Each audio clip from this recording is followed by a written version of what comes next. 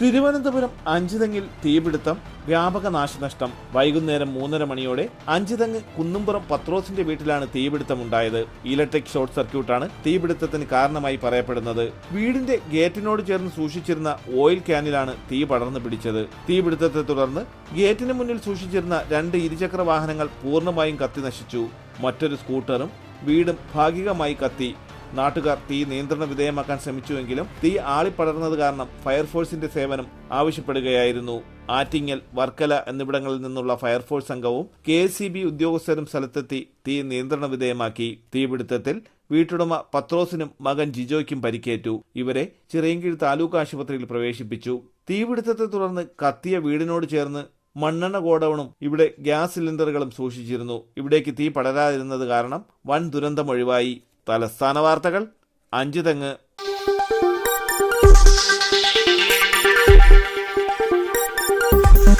ഈ വാർത്തകൾ നിങ്ങൾക്കായി അവതരിപ്പിച്ചത് നിങ്ങളുടെ സ്വപ്ന ഭവനങ്ങൾക്ക് ചാരുത പകരാൻ അന്താരാഷ്ട്ര നിലവാരത്തിലുള്ള LED ലൈറ്റുകളുടെയും ബ്രാൻഡഡ് ഇലക്ട്രിക്കൽ, പ്ലംബിംഗ്, സാനിറ്ററി ഫിറ്റിംഗ്സുകളുടെയും വമ്പൻ ശ്രേണി ഒരുക്കി CS agencies and electricals.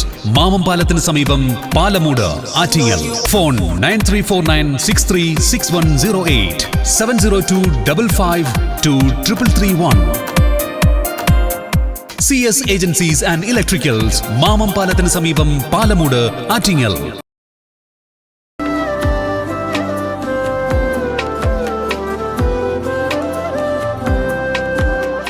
Arabian Fashion Jewelry, Alangode, Pothencode, Attingal. അതിരുകളില്ലാത്ത ആത്മബന്ധം.